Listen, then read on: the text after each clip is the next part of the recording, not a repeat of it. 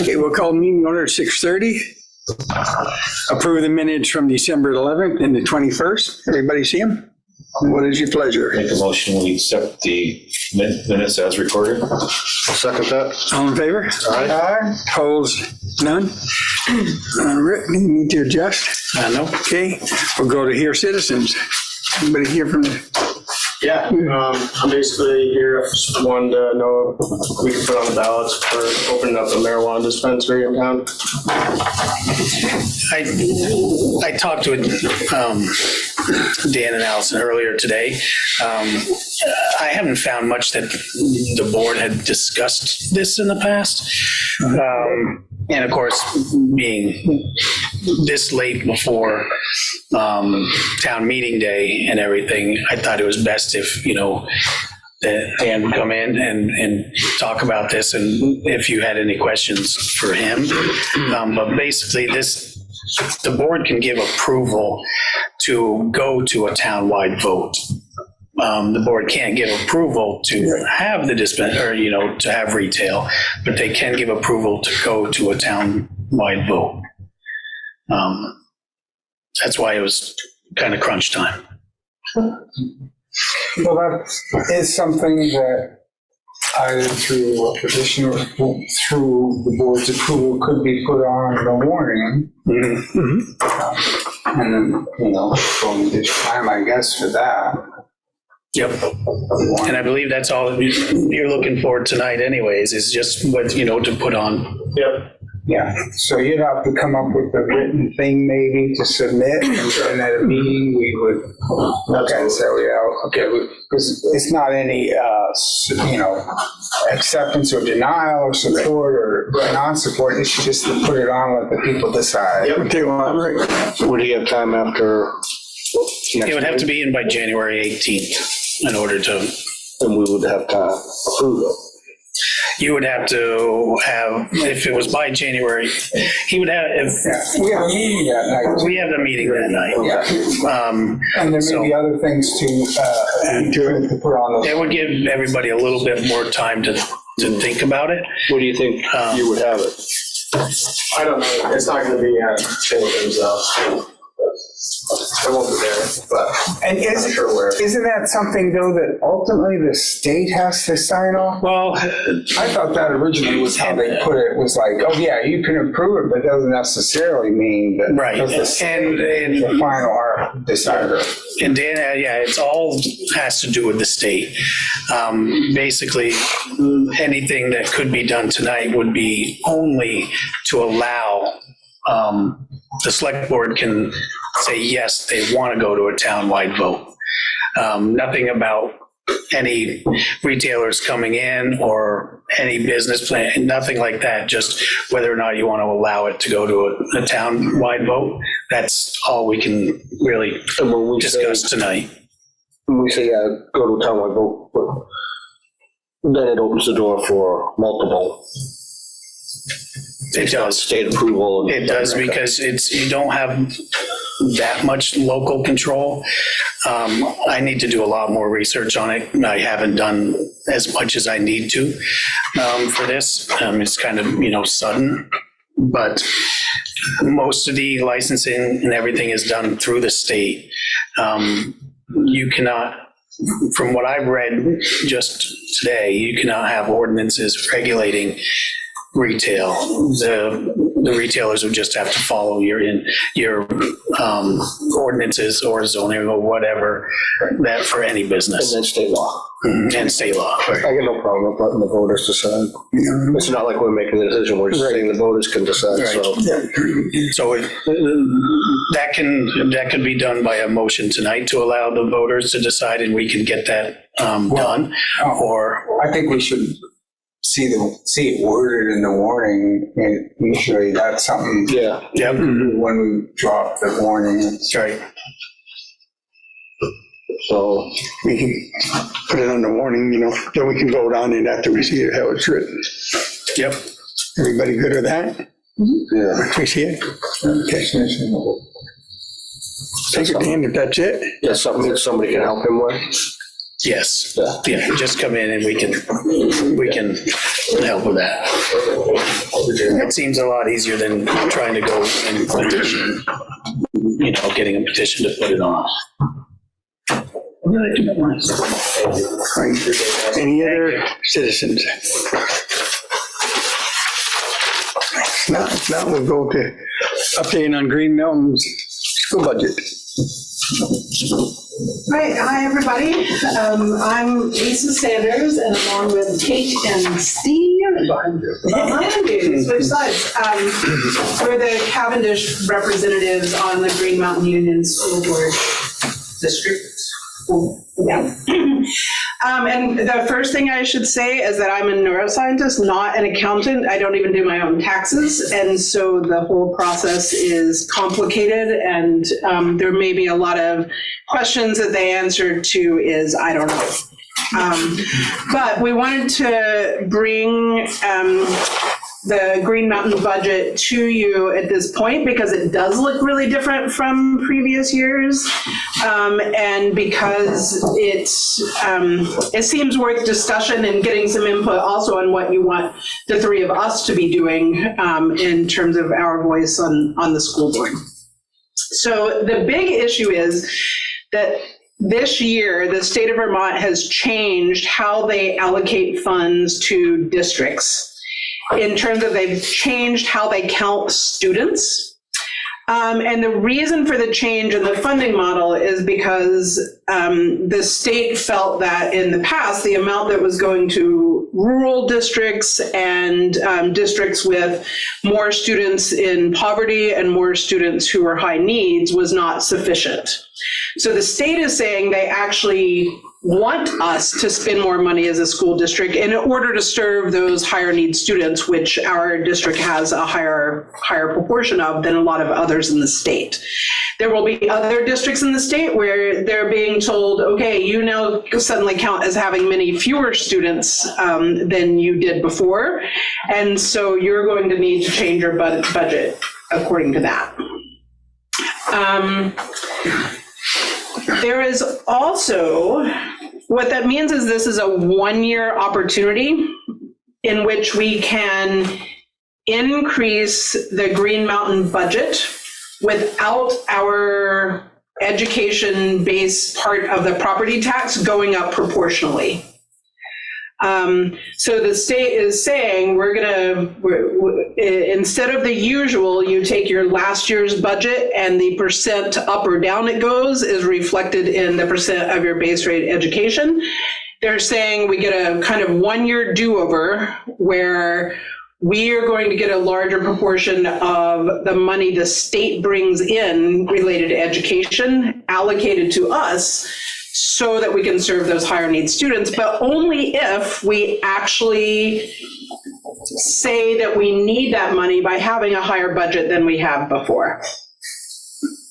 That's my accurate so far. I'm a social worker, not an accountant. Thanks. So again, my understanding is as a result, we can raise the Green Mountain budget by as much as 10% over previous years. The 10% limit on that budget is really because if we go over 10%, then the state accountants want to look at every line in the district budget and it becomes a much bigger process and deal. But if we are as much as 10% over our previous year's budget, they don't do that.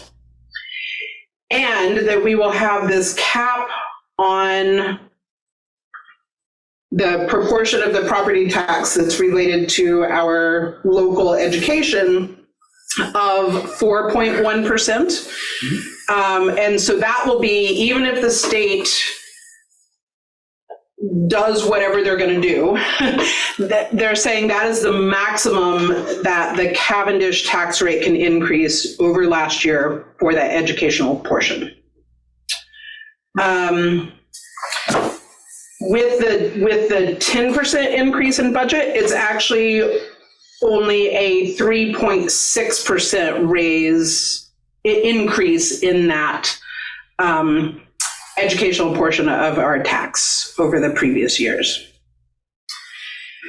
So almost none of that makes sense with what we're reading in the paper and hearing from the state, that we're all going to have a 18.5% tax increase. But one of the things that's really important about that, I think, and again, at my level of understanding, is that the state is going to raise everyone's educational portion of their tax as much as they possibly can, regardless of what the individual school budgets do, right?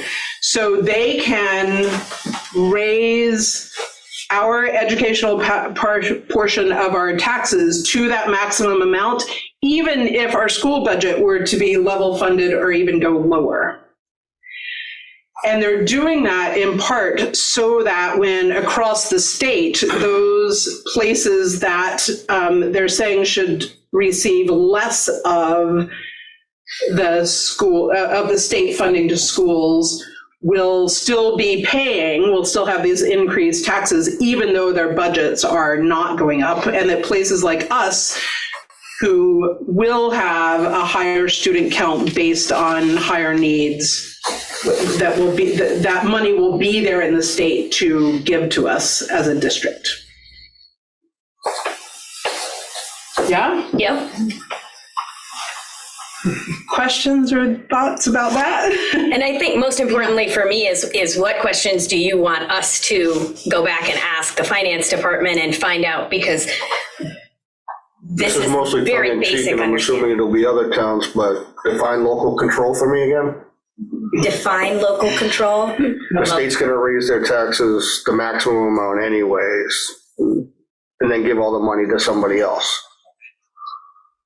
Right, so we only get that higher proportion of what the state raises if we increase our budget, saying that we need it. Yeah. And I mean, we can't know what the state is going to do, so I don't want to say the state will necessarily raise the taxes to the max, but that's at least what it's saying in the paper.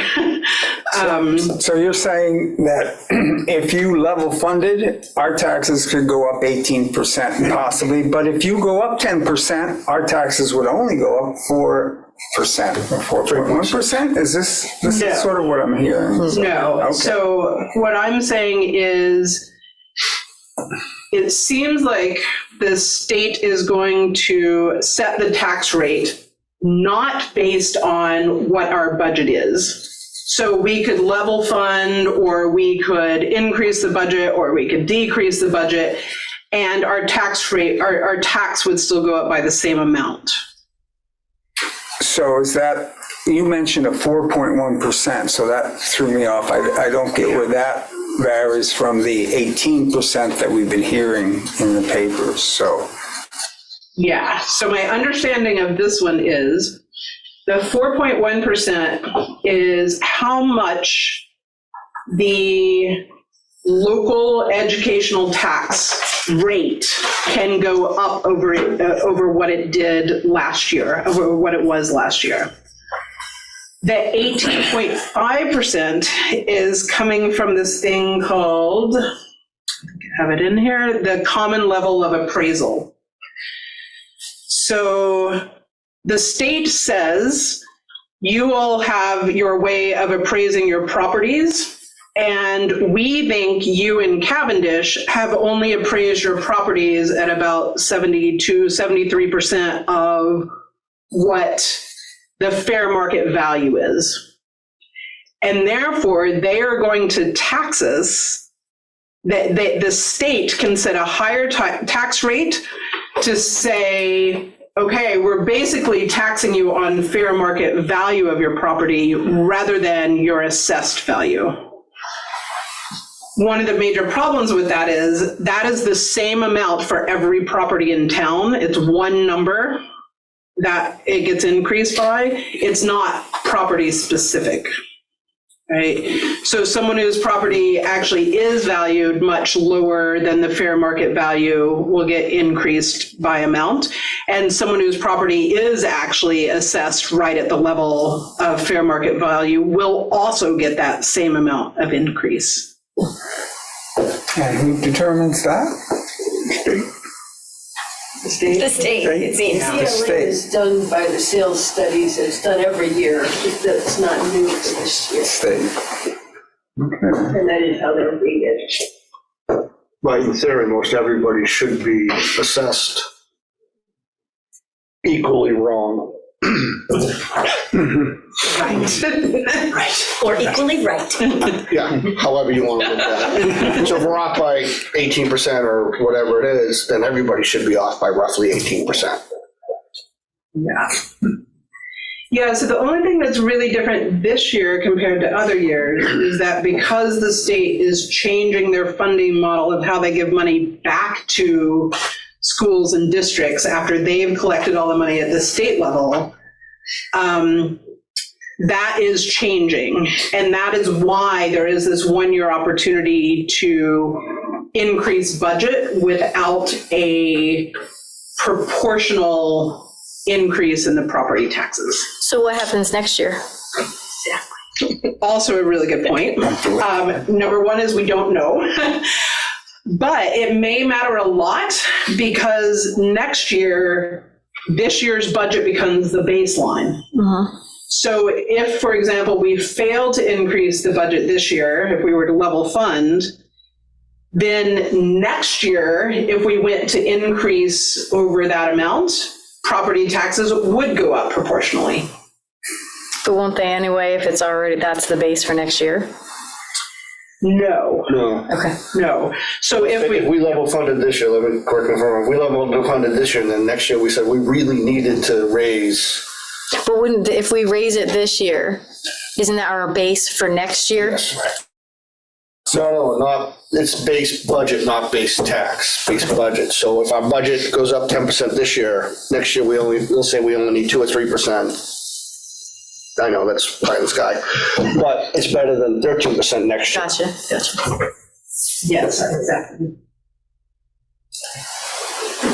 John, you have a comment? You did really well. You did? Thank you. It's hard stuff. It's funny, I met with Windsor Southeast business manager this afternoon. He went over the same things, and everything was looking really good until you applied the CLA. And I looked at the list of the whole state, and just about everybody's CLA went down 8 to 10% again. And it really is understanding how they apply the CLA and why it doesn't just have that balancing act. It's where they apply it in the formula. The farther down you go, it almost becomes a penalty. And that's part of the reason that you're seeing the pressure to reappraise. The only thing that maybe not really left out, but the other component of that is in May, you really don't know what your tax rate is until May when the yield number comes out. The yield number is the big pot of money sitting, $2.2 billion sitting up in Montpelier, and that's what gets doled out for the schools. And that's a lot of people. Joe Citizen probably thinks that their property tax pays for the whole school. It doesn't. I think most of you know that it's sales tax, part of your purchase and use tax on vehicles, the lottery, part of the rooms and meals tax all goes into that pot. And depending on how that's going affects the yield number. And the thing I haven't, because I only started looking into this afternoon, the part I don't understand is what you said, you increase your budget, but yet your money goes into that pot and then it comes back. And if we're putting more into the pot, then the yield number should be higher. And if the yield number is higher, then the tax rate doesn't go up. The article that came out the beginning of December was, I'm going to go along with it, political. We were going back to the House the following day when that came out, and it was kind of a wake-up call. And every December they come out with a number that usually is quite a bit higher. So if they say it's going up 18%, well, it goes up 12, you're supposed to feel good? I don't think so. But anyway, you really won't know the total results of this until May when the yield number comes out, and then your tax rate will be determined. Yeah, which is. And if anybody thinks they understand it, you don't. It's been that way for a decade. I think the business managers are the only ones that really, Figure that out. We had a former school board chair that really got it. And she was very good at explaining it. it's hard. It really is. And every time it gets massaged or dealt with, Right. it gets more complicated. Anyway, that was it. And part of what feels crazy is the school board has to pass a budget before we have these numbers. Yes. Because that all goes to the state so they can try to figure out how much is coming in. And the town has to vote on it before we have those numbers. So it all feels like a guessing game. But I think where we are now is that we are trying to help people understand this to the best of our ability, step one. That we are in favor, at least in theory, of increasing the GMUSD budget by as much as 10% over that FY24 budget, because it does seem like this is the year to do that rather than waiting till next year. And then the other piece is trying to focus those increases as much as possible on the direct educational opportunities and particularly for these higher need students that we're trying to serve. So having the any increases focus as much as possible on direct education as opposed to kind of big amorphous chunks of money.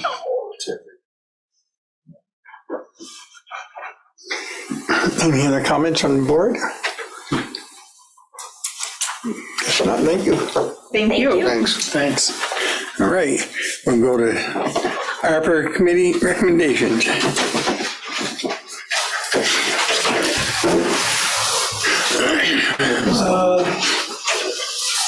The ARPA committee was put together by the select board to determine how to spend ARPA funds that were given to us by the federal government. If you remember, after COVID, there was like $350 billion distributed around the country. Cavendish received $421,000. Have to determine how to spend it. The select board asked a committee of citizens to put together a plan, solicit ideas, and come up with recommendations for the board. So I did go through what ARPA, which is the American Rescue Plan Act, what all the rules were about a year ago to this board, and then again at town meeting. I don't have to go through all of that again. Treasury has like 500 pages of rules, which is, mind-blowing. We elected what's called a standard allowance, which VLCT recommended we do. And basically, we can spend that money on any government service, anything we would spend money on normally. The only exception is we can't pay down debt, and we're not going to recommend anything like that. There are some deadlines. This money has to be spent by the end of this year. So keep that in mind, because some of the things you might want to spend it on might have some lead time involved. It has to be allocated, but. Allocated is the right word, yes. So we were formed as a committee to solicit ideas from the public, make recommendations to the select board. So the first step we took was to prepare a questionnaire to get an idea of citizens' input on which projects in general interested people the most. The questionnaire had approximately 10 items. Yes, 10 items, which we asked people to rate which ones they felt were the most important.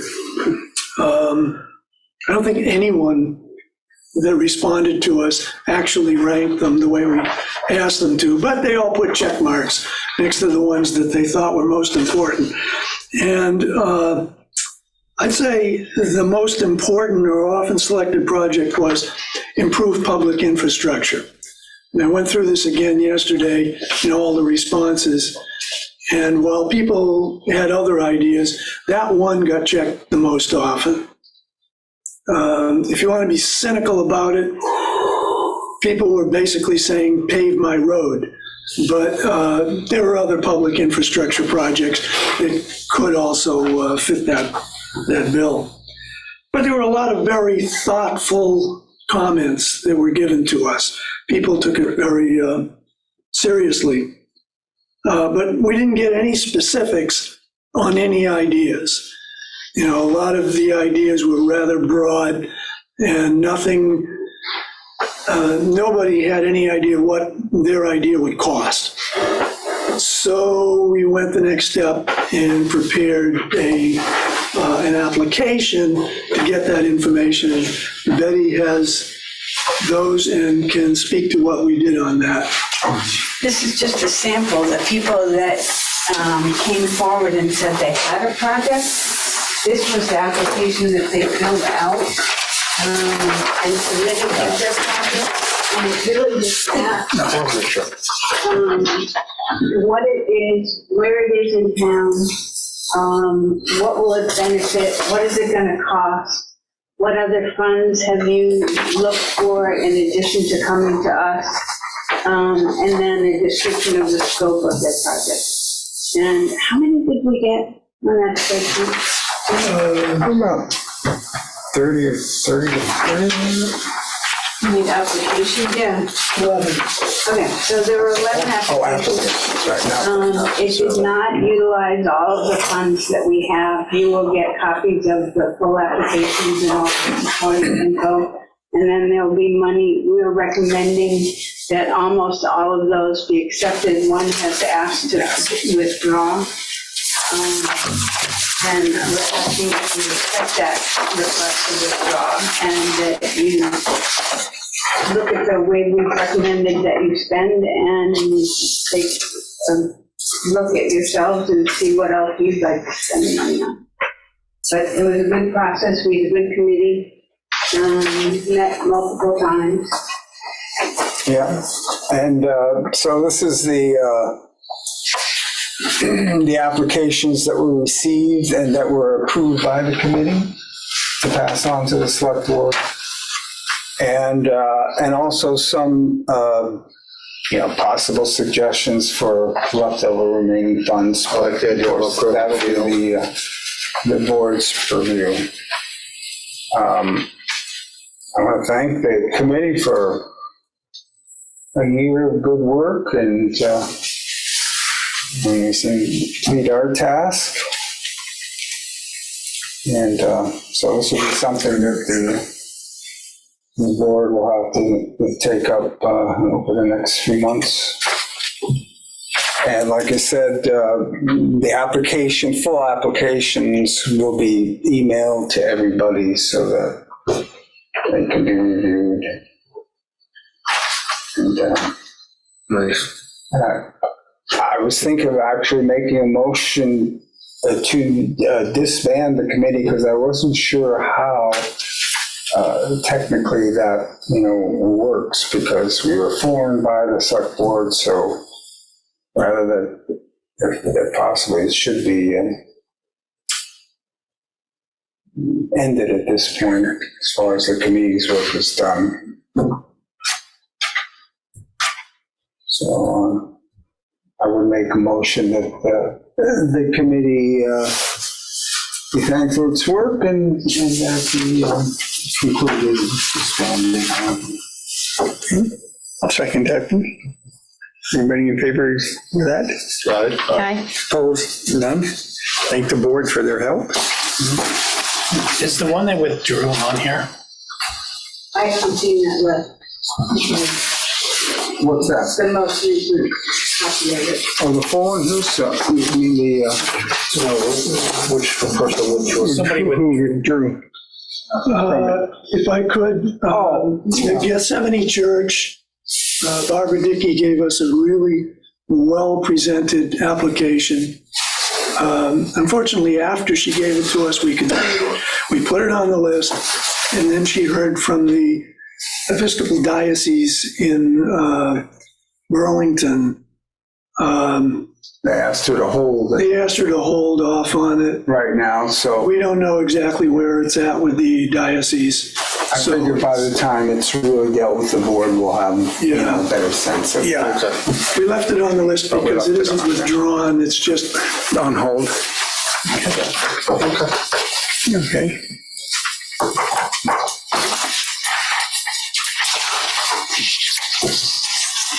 Question on that, from the board? If not, I'll entertain a motion to accept what is written. I'll make that motion. I'll second it. All in favor? Aye. Opposed? None? I'm sorry, what was your motion to accept? The list The list, to approve the list. of projects and the amount of money for each one. To accept.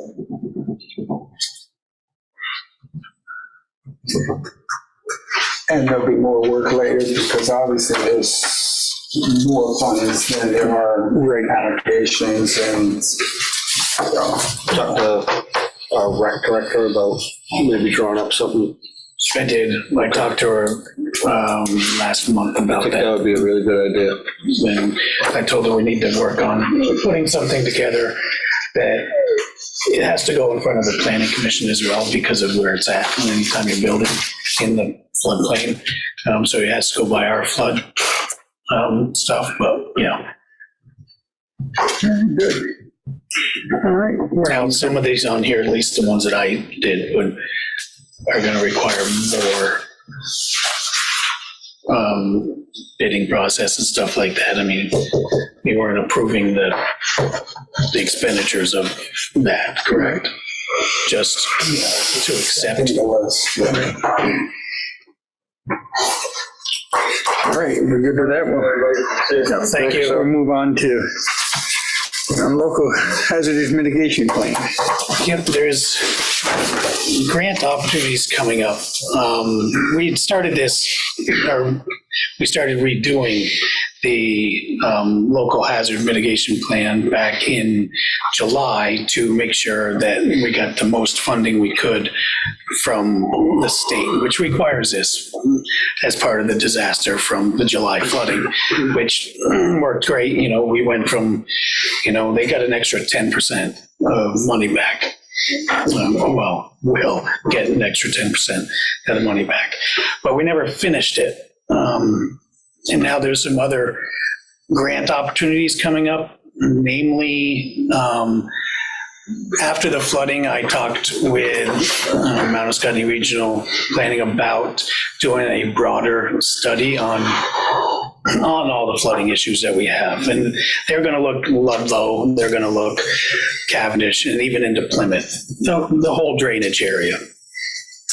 But part of those grants require that this is completed on this local hazard mitigation plan, not just in the process. So we need to get that going. I mean, this grant will be great. Ludlow's on board. I've talked with Brendan. He thinks it's a great project. Scottney thinks it's a great project, and they're actually thinking they could, kick in a lot, if not all, of the match for the grant because they know how important it is as well. So basically, coming forward in the next month or so, there's going to be a lot of questions and stuff putting this together. And I really think that having a committee of a few people, and most of it's going to be done by email, questions will be a lot easier than them just coming to me for every single question. And that was kind of my thought on bringing this up was, I gave you the survey a little bit. That was just a very brief bit of the whole plan. But forming a committee that could work on some of this, I think would be beneficial for us to get it done that much faster. And that's my hope.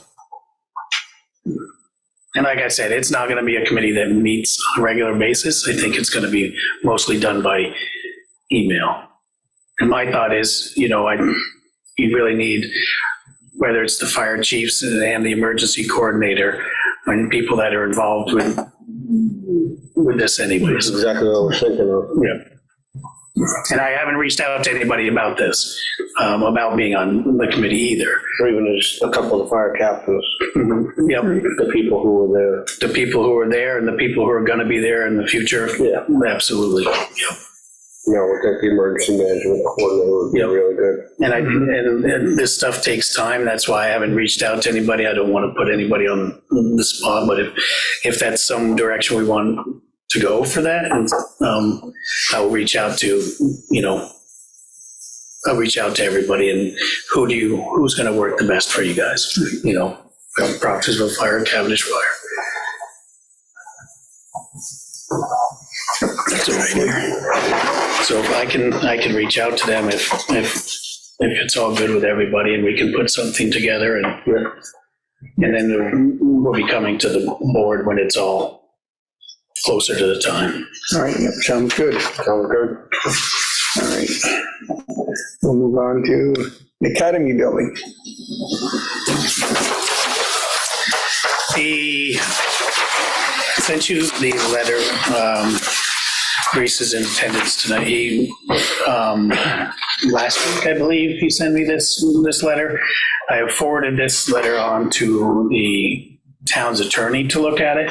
He still has questions on this, so he's reaching out to the Preservation Trust, and I have not heard back from him as of yet on whether or not he thinks we should sign this.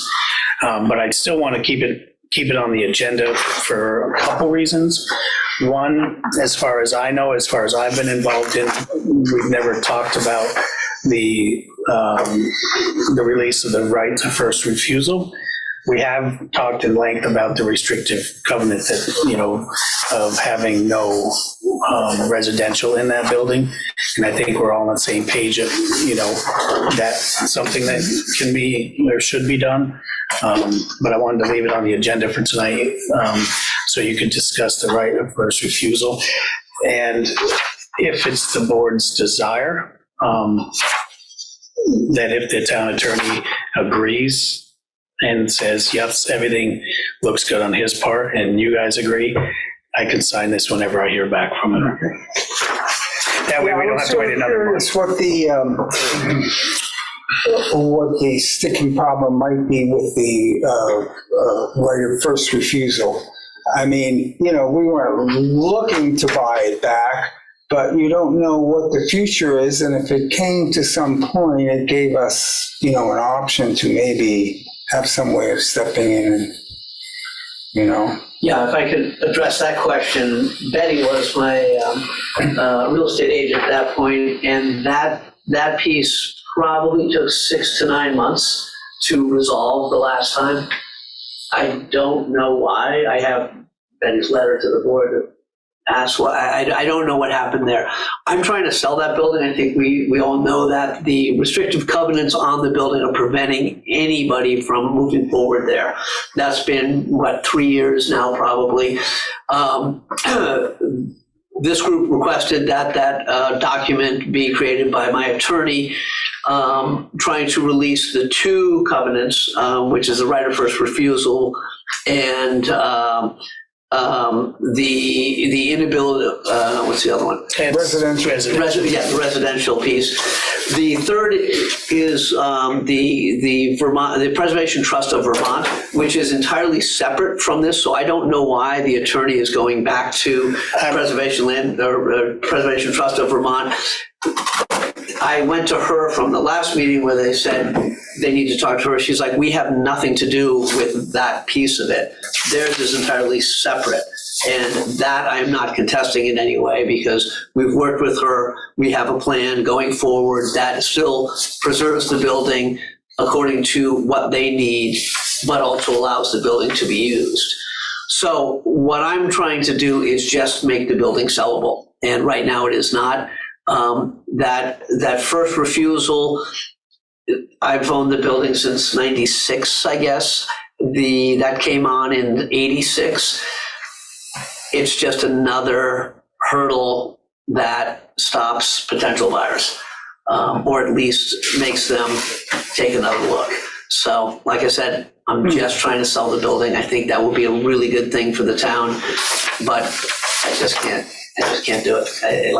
I need. Yeah, I just didn't understand what why that was a problem. Obviously, if we weren't going to buy it, we would just say, no, we don't, and then the person wouldn't be an issue. In '96, when that became an issue, I had to stand before the select board, tell them what I was going to do with the building, why I was buying it. I mean, it was very strange, I thought. I don't know, Betty, if you felt the same way. But I walked out of here going, what is the town doesn't want it, never wanted it. Maybe they do now, and I would be more than happy to. Yes, I don't think it's about I don't think it's about so much wanting it as the fact that it is a historical building, and it's right here in the center and stuff. So I think there was just that concern that. Well, the Preservation Trust of Vermont still has an easement on the building. I'm not asking for that to be removed. So it will continue to be a historic building. There are very specific things that can and cannot be done to it. As an example, the first floor has no interior historical relevance due to work done on that building before I owned it. Yes, the upstairs absolutely has historical relevance. We've worked with Meg Campbell, who is the representative that has that building. I will say they had no idea it was even one of their, that they had an easement on the building until I contacted them. And she has laid out some bullet points on what they feel can be done. They will not sign off on that until a plan is presented. So that building will, regardless of what happens here, will continue to maintain its historical relevance based on what they will allow to be done or not be done. So that won't change. It's just a question of, again, when I bought it, it served a great need for me. I didn't look that closely at all of these things. Now, as that building needs to change hands again, it just can't be done right now. I've had signed purchase and sale agreements that have been torn up because they get to that point and they're like, no, we're not interested anymore. So this is, I'm just trying to get it done and get it sold as quickly as possible so that it can be renovated. Yeah, because you will have some covenants on it. It's just you want these covenants. Preservation covenants. They still have all of those covenants, and they want to rewrite that easement because currently it's a 3-page easement. They're like, we're 20-page easements or more now all the time. Yeah. My position to them was, let me find a buyer, and then you guys rewrite it, not me. So that will be a collaborative effort. I don't know if the town wants to be involved in that. I don't think that's part of that easement, but they will, make sure that whatever happens. We've gone through the building with them. We've looked at windows, we've looked at doors, we've looked at siding, we've looked at roofing, we've looked at all of that stuff. So there are guidelines, which I think I sent to you guys at one point, that the guidelines are there. They are not set in stone until the new owner comes with, this is what we're going to do. But again, those two issues there, I just need help. And I don't anticipate any problem because I've done a lot of research, you've done a lot of research, we've done it together. I don't anticipate, but I just know when I sent it to the town attorney, he just cannot bless it without doing his due diligence is basically how this is, which I think is good. Well, there's progress. Right. Slowly, but we're getting there. The procedure, if he has this conversation, I reached out to Meg once I got here and haven't heard back from the Preservation Land Trust or Preservation Trust of Vermont. Once he hears back from her, assuming that the questions are answered, I guess our next issue is that right of first refusal. Yes, but not by this letter here. No, but I mean, is that an issue that's in there now? I don't believe so. He's looking into that as well, because I sent him Right. this. And those are cut and paste right out of the warranty deed. Right. Are there any other concerns from the select board? I mean, anything else that we can, that I can? I was just curious about if the results of the survey and how that fits in. They're in the middle of it right now, and it was pretty cut and dry survey. I don't believe it's going to take them long to give us a finished thing on that. But I believe it's going to be the basically it'll be the foundation of the building, 11 feet plus 11 feet on that side, on the north side of the building. No, I take that. It's going to be, the town owns that. I believe it's just the way it reads is the eaves of the building is all that goes with the property. The rest of it is town property. So even the shed is not technical. Would be on town property. Right. If the survey comes back the way it. Yeah. Wait, the shed is on town property. I believe so. I believe in what it says in the deed, and I'm not a researcher, but it goes by the eaves of the building, which is not much, basically from the foundation. But that side of the building where the shed is, there's an 11 feet off of the foundation that belonged to that property, which I now believe is a town property. So that is not from the edge of the shed, it's from the property itself. So the shed is, I don't know how wide. From the foundation to the edge of the property. I went over and looked at it the other day, and it looks like that shed, the edge of it would be pretty close to the Because that's got a line. concrete floor, so I don't know when that was added. I don't know either. And that's what we need from the survey, whether it's from there or from the building. Right. But I tried to do the research on that blue building, and we went back multiple buyers. And then the owner of that building in the 80s and 70s and 60s also owned other properties. And so when it talked about the properties, it was just a village property. So we got lost in which one. it's a wormhole trying to do research on that building. It really is. There's a lot to it. But that property line does not have any bearing on that document. No. So that's a separate. Yeah. That's part of what the town has. Because we might have to come up something with a new owner. Some sort of easement for the new owner. Yeah. Well, and I worked out of that building for 20 years and we never had a parking issue.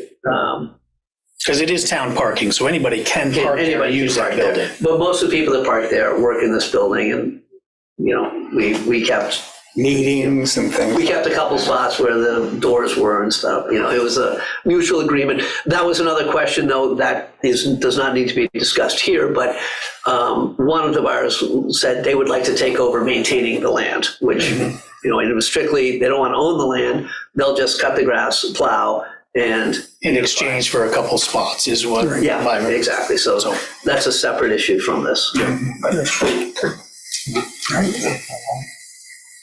So moving forward, we hope to hear back from the attorney. Then you and I will communicate.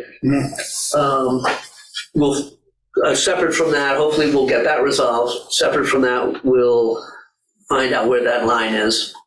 Yep. What else do we need to do? That's pretty much it.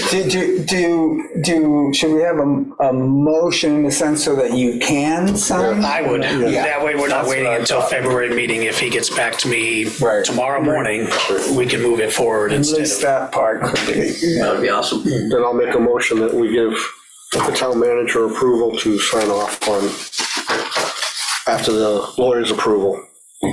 I'll second that. All in favor? Aye. Opposed, none? Thank you. Moving on, hopefully. Baby steps, but we're getting there. All right, we'll move on to discuss 2024 future voting.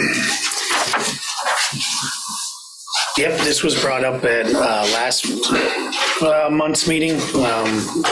We knew we had enough time to think about it until this meeting. But basically, in Vermont, we are allowed to vote by motion one more time to go to Australian ballot. If you want to continue with the Australian ballot in the future, it would have to be put and voted by all the townspeople this March going forward to change that. As of right now, the select board has that option to do it on their own to go to ballot. So I guess we just kind of have to make up our mind on where we're going with that. And if we voted to use Australian ballot again this year, do we want to make it a permanent change? I guess those are the two real questions. Well, Or we go back, I mean, if we do nothing with it, we go back to floor vote. If we there's no motion to. so there's the option of this year going Australian ballot Yeah, or floor vote. right. If nothing's said, And we go then back to if floor. without, right, something on the warning, then automatically next year. They go, if It goes back floor, to yes, the town meeting, was traditional yes. town meeting. Which personally I support. I think that's an important part of the community that people come out. So if we do nothing, it goes back to a floor vote Next year, yes. this year? This year or next, you'd have to make a motion tonight to go to Australian ballot for this year. But you'd also, if you wanted to do it in the future, we'd have to warn it to vote this year. So next March, it would be the normal Australian ballot if it was voted in by the townspeople. Well, while I liked the town meeting and voting from the floor, I think Australian ballot certainly gives people more options of time to vote. I see a couple, it's great. I love the floor vote. It gives people a little bit more control. What it doesn't do is give you the participation that you get from Australian ballot. That's the problem that you have. This day and age, everybody's very busy and they just don't seem to make it out like they used to. But Yeah, I think we should go to Australian ballot for this upcoming vote. And actually, can we put something on there about what people want for the future? we can put it out to the townspeople. I mean, the townspeople still, It wouldn't be binding. right, it would just have the article on the warning that, do you want to But it switch would be good to to know. Australian ballot? It would be nice to know what they want. Right, and if we put it out there and they say yes, then next year would be. Right.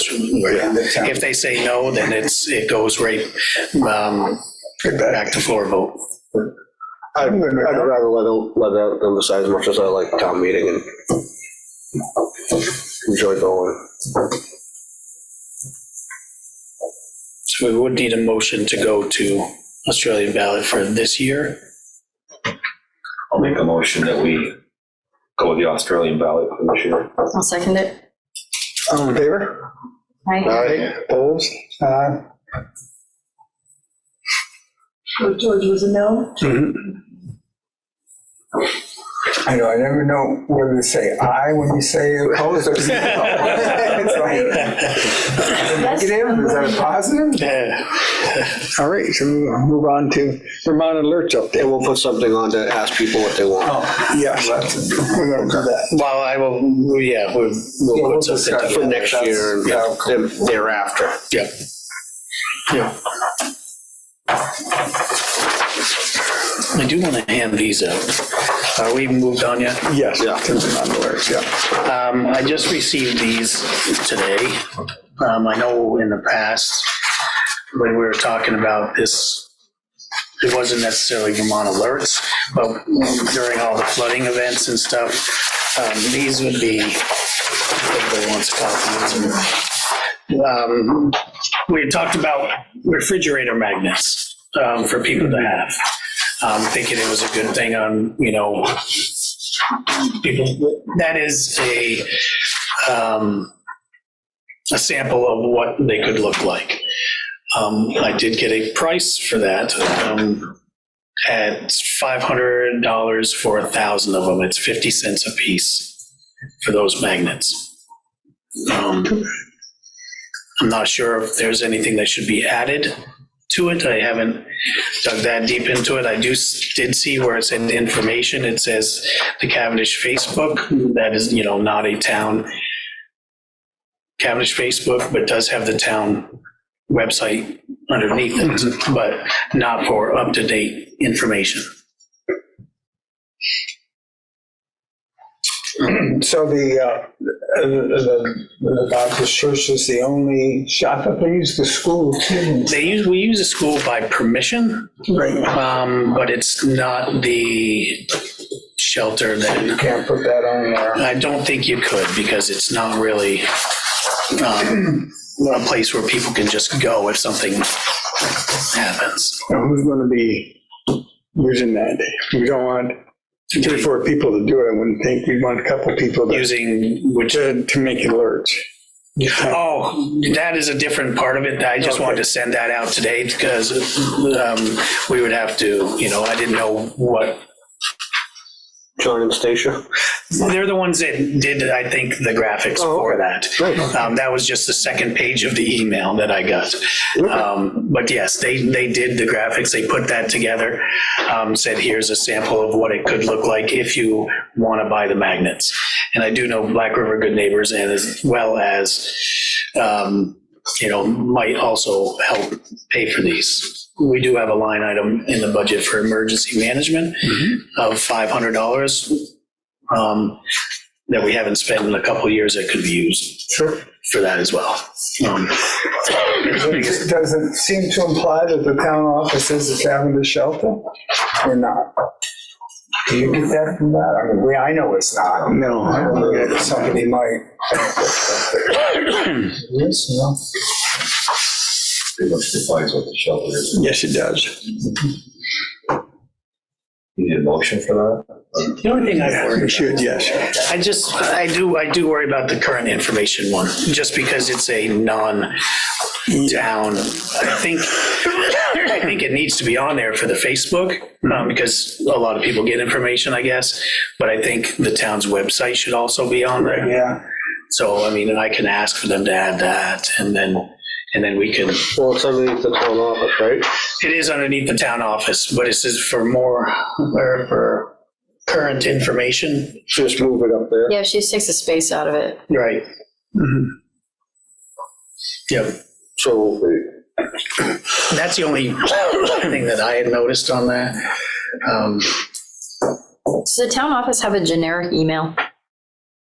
No, it's just specific to you guys individually. Yeah.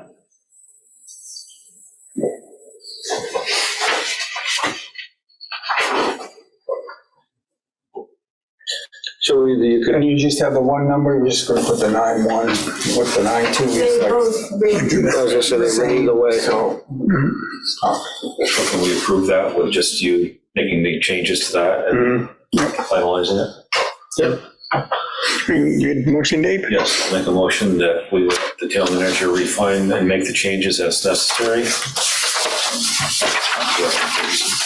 I'll second that. All in favor? Right? Opposed? None? I do have a little bit more on the Vermont alerts.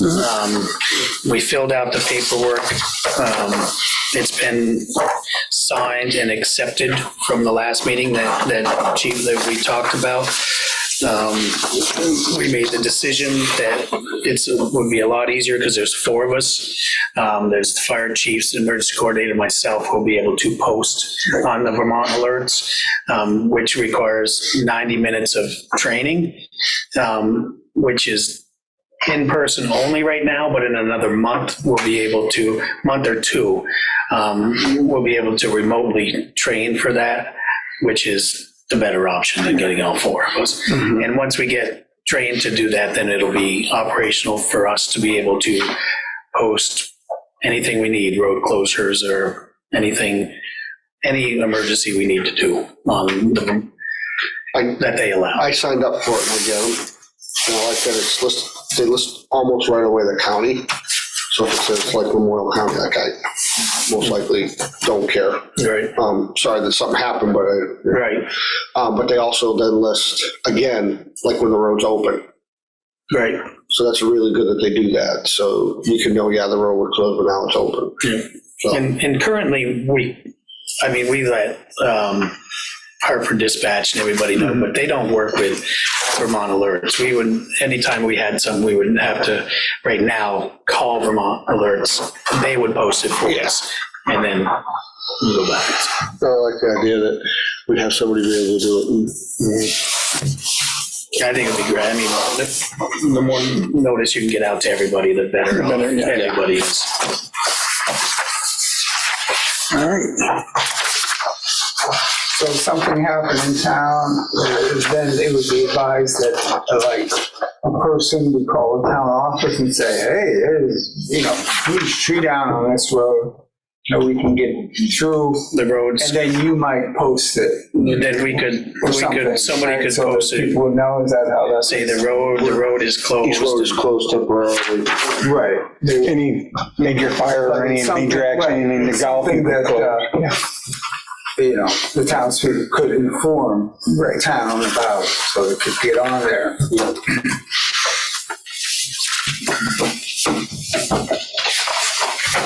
All right. Manager's report. Had one. Just a few little bullet points. I'm going to ask again for damaged roads pictures from the flooding. I think everybody thinks we have a lot of them, but we were not able to hit every little spot of the flooding. And the damage to the roads. And the more pictures we have, the better we are when it comes to FEMA. So I just want to put it out there again that people can text them, because it's easier to text from their phone to this. It's 802-738-6445. And I want to make sure everybody knows that's an unmanned town phone. It'll receive the text, but no texts or phone calls go out from that call. Or no phone calls are even received from there. It's for this purpose. I also want to just kind of talk about the roads. They've been pretty rough when you have a couple different mud seasons in December. wasn't that great. We had the first mud season, and it was pretty rough out there, and the ground finally froze back up enough for them to put material down and grade it, just to have it happen again. Luckily, last week, they got the roads back together enough and graded and material down, so when this snow came, they were all plowable. But there was a lot of roads that weren't even plowable after that mud, after the last hits. There's nothing we can do when that mud's like that. You can't get there. We just make it worse. But luckily it froze back up. That, and we're kind of still struggling with some truck breakdowns. We have 2 trucks over at Reed's being fixed right now, 2 of our big trucks. Hopefully we get them both back by tomorrow. Seems how it's going to snow again. And I also want to put out there that today will be posted on the website of help for the highway department. Help has been posted. We had talked about it a while ago. We haven't hired anybody, but so applications can be found on the town's website, and they can be mailed or delivered to the town office. Please apply. I don't have an application on the website right now, but I will put one on tomorrow morning. Apply tomorrow. Sorry. My bad. Just because you hear it on Zoom doesn't make it real.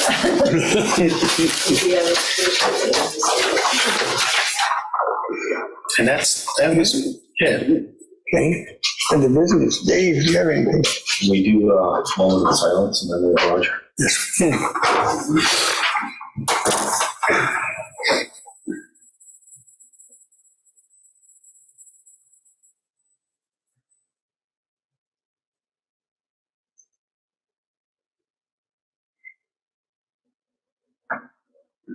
Thank you.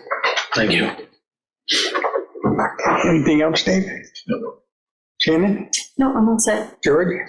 I maybe the truck explained, but I noticed like the plowing across the street wasn't as that they usually do, so I was wondering if Which that one, was- right? Yeah, The that's parking. and again with the building, so I was just curious, but I think some of that might have been truck. I know he does that with loader as well. Some of it was the way this storm didn't come in and end like it was supposed to. So, you know, when they came in at 7:00 last night or I think 7:00 Saturday night to get everything.